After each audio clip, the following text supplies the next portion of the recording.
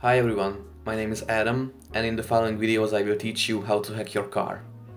We will be covering a lot of topics, different programming languages, platforms and technologies, and by the end you will be able to create your own little device that allows you to not only read some valuable information from your car, but you will be able to give commands to the vehicle with your own mobile application. Since there are a lot of fantastic tutorials on the internet about each topic, I will concentrate on getting you started and show you how to make the next steps forward. I will try to listen to the feedback that you guys provide and help you if you get stuck. If you find these videos helpful in any way, please give me a thumbs up because it helps a lot. And if you think that the video sucks, leave a comment with your suggestions. Also, if you don't want to miss the release of the next video, you already know what to do. Make sure to hit that subscribe button. Alright, so let's set our goals and see what we can achieve. We would like to create tools and processes that allows us to reverse engineer the communication of most cars out there. We want to read real-time information like various engine data from the vehicle and then display it on the smartphone. We also want to send commands to the car and enable new features like automatic window pull-up, for example. We could also save data continuously to create logs and statistics about the usage. But all of this without any electrical or mechanical modifications, just by creating our own hardware and connecting it to the available OBD2 interface. Although it's very unlikely that the introduced techniques could cause any harm to your vehicle, I have to say that you must be very cautious and careful while messing around with your vehicle's electronics. Because at the end of the day, a car is a very safety critical system and lives depend on it. So perform these actions if you are confident and educated enough, because I cannot take any responsibility for your damages. Alright, so let's get to the fun part now and let's talk about the structure of this tutorial. In this video I will briefly talk about the CAN bus, which is a communication protocol being used in most of the vehicles. We will then create our first very cheap CAN sniffer device and try to listen to the transmitted packages and read values like the current speed and the RPM. We are going to use simple Arduino for that. Next, we will get familiar with Python and Qt and start to build a powerful desktop application that will be essential for the effective reverse engineering in the future. With that software, we will talk about the art of figuring out which CAN packet does what in your car. And based on our learnings, we will step up the game and we will design our own custom hardware module that makes all of the fancy stuff possible for us. We will use powerful microcontrollers, Bluetooth, Wi-Fi, SD card storage and stuff like that. After we send the hardware files to production, we will talk about the embedded software, firmware updates, communication, sending and receiving packets.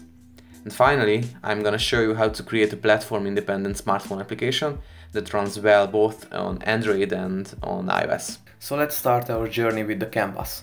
You can imagine how complex a modern vehicle's electrical system can get, with dozens of switches, buttons, knobs, sensors, actuators not only inside the engine but in the cabin as well. Connecting all of these inputs and outputs to their counterparts separately would result in a huge mess of wires that would not even fit into a car anymore. So instead of doing that, the input and output signals are gathered in distributed modules and being transmitted as data packages. And by doing this, you've basically connected everything with everything else with just a couple of data wires. That's the concept in short, and the protocol or the set of rules describing the communication is called Controller Area Network, CAN. Often referred to as CAN bus, that means that the different devices or nodes are connecting to the same data bus. It might be surprising, but this protocol has been developed in the 1980s at Bosch, so it's fairly mature and commonly used in industrial applications due to its robustness, bandwidth and distance capabilities. In this video we are focusing on only a small part of the CAN protocol, but I highly recommend checking out the amazing video linked down in the video description about it. The most important thing for us now is that this protocol uses two wires, CAN high and CAN low, as a differential pair, and that's it. Only two wires that every node is hanging on, terminated on each end by specific value resistors. The voltage between these wires at a given moment determines the logical 0 or 1. In the ideal state, the voltage is around 2.5 volts on each wire. The zeros and ones form the CAN packets or CAN frames that contain the actual information. These frames consist of fields, so let's look at the most important ones. The unique packet ID identifies the packet. The standard CAN packet has an 11-bit ID, but in the newer CAN versions the ID can be extended to 29 bits, hence the name extended frame format. This extended format is indicated by the ID extension or IDE field. The remote transmit request or RTR field tells you that a node is asking for some information from another node. The data length code or DLC tells you how much data is in the packet between 0 and 8 bytes. That's the place for the data bytes. Some CRC fields for making sure that the received frame is intact, and some other ending and acknowledgement bits, and that's it. Let's look at an example to better understand the nature of CAM. Let's say I want to change the radio station with the steering wheel's multimedia buttons. When I push the button, a controller inside the steering wheel module recognizes it and sends a message to the CAN bus saying, "Hey everyone, my ID is 584X and this is the current state of my buttons." My car doesn't use extended frames, so the ID is 0 and the steering wheel is not requesting any information in this case, so the RTR is also 0. You may recognize that the steering wheel module said, "Hey everyone." This is really important because this means that this is a broadcast type communication.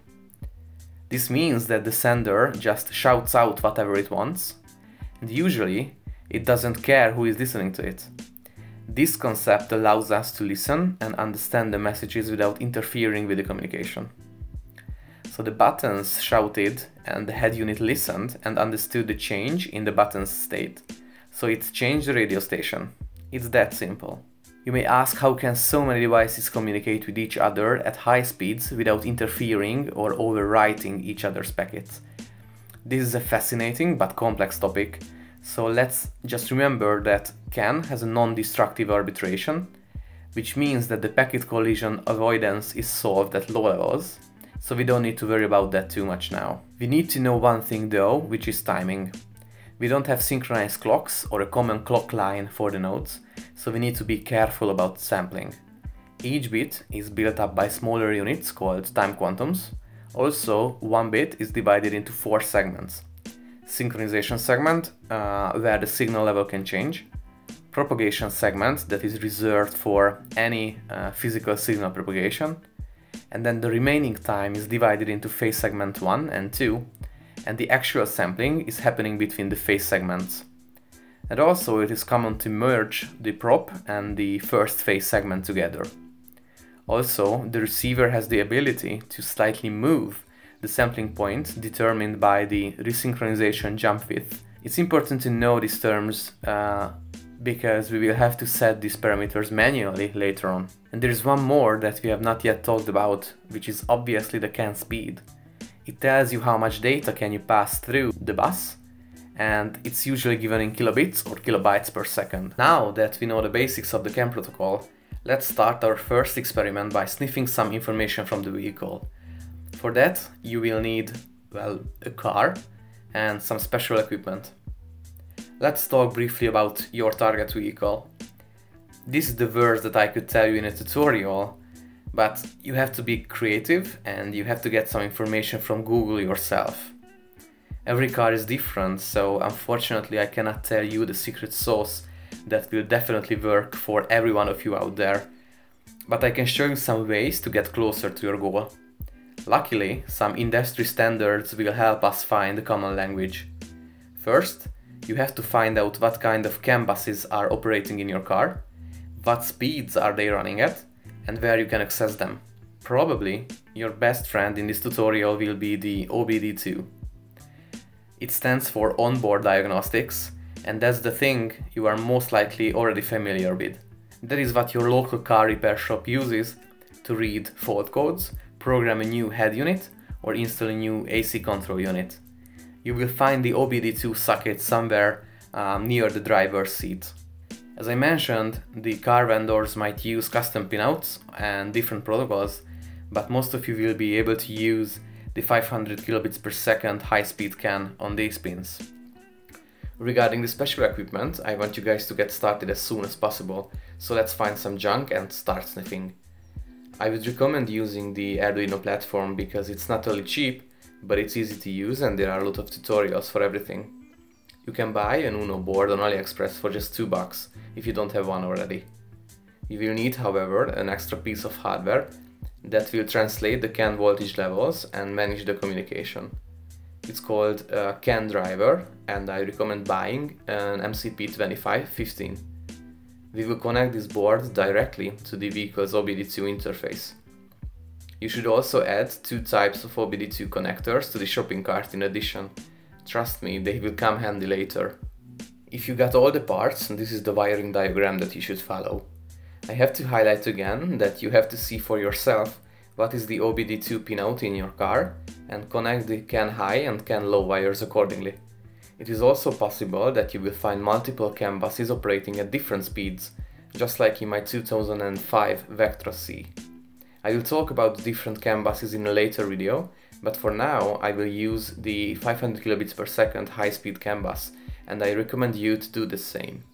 To make the setup portable and the ugly wiring less noticeable, I've put everything inside an old junction box with the mentioned OBD2 connector, and I've added some switches so I can select the bus that I'm most interested in easily. So before we jump into the car, let's talk a little bit about the software. The first step will be to download the Arduino IDE. If you are just getting started with the Arduino platform, don't worry at all, because you can make yourself comfortable with it in no time by watching some related tutorial videos on YouTube or checking out the basic example codes provided in the IDE. A little trick that I like to use is that if you create a folder named Portable inside the installation folder, all of the libraries and dependencies will be installed there. As usually, we are not going to write all the code ourselves, since there are several libraries ready to be used for CAN related projects as well. So the next step is to find the suitable one. If you open up the library manager and type CAN or MCP2515, you will find several available libraries. And feel free to try out as much as you can, because you will never know what will work best for you. For now, I'm gonna use the CAN library by Sandeep. By the way, you can often find valuable info on the library's GitHub page. Before we go ahead and try the first example, we need to get our hands dirty and check one thing in the source of the library. The problem is that you can find these CAN driver boards with different clock sources, so first you have to identify what frequency does your module run at, and then you have to make sure that the library is correctly configured to save yourself from hours of frustration. The frequency is often showed on the top of the crystal. In my case, it's 8 MHz. For this specific library, you can find the clock frequency defined in Portable, Sketchbook, Libraries, CAN, Source, in the MCP2515.h. And as you can see, it has been configured to 19 MHz, so I have to change its define now. By the way, this is also the place where the pinout is defined. And if you open the MCP2515.cpp, this is where the speed settings live, so if you need to use a CAN speed that is not supported by default, you need to add it here. We will talk more about this later. Once we are finished with the preparations, it's time to look at the examples that the library offers. As you can see, we can receive and send messages, read the RPM and the vehicle identification number, and we can get the supported parameter IDs that I will talk much more in the next video. Let's explore the CAN receiver example first. In the setup phase, we initialize the serial module with the baud rate, print out a welcome message, and then we try to start the CAN library, where the parameter is the CAN speed in bits per second. The main loop is really simple. All we do is continuously receiving or parsing the incoming data. If we read something that's not empty, we print out its attributes like the previously explained IDE, RTR, ID, length, and data bytes. To make the output a little bit more visible, I want the data to be printed out in hex format and in a more compact manner.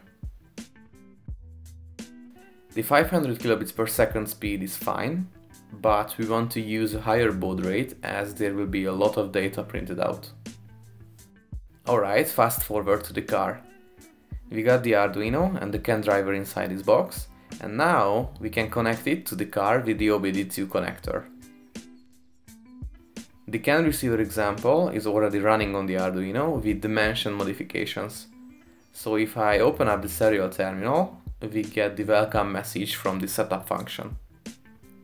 Now, if we did everything correctly, after turning the ignition on, you should see the messages coming from the brain of the car. If the ignition is off, the high-speed CAN communication is suspended, at least in my case. Let's spend a minute evaluating the results. You can see packets with different payload sizes, IDs and data. You can also realize that some IDs are represented frequently, multiple times. And also we gathered a lot of data in a relatively short amount of time. But how can you figure out which packet is responsible for the climate control and which one is controlling your windows?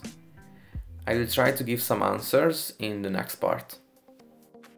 In this video, we've got familiar with the basics of CAN, and we have built an inexpensive tool that allows you to listen what your car is saying. In the next video, I will try to give more meanings to these weird looking messages with a custom application that will be smart enough to reverse engineer some messages almost automatically. After this, nobody will prevent us from giving some basic commands to the car. I really hope you enjoy this introduction, and I'm looking forward to seeing you in the next one. If you don't want to miss that, the subscribe button will be your friend. Thanks for watching.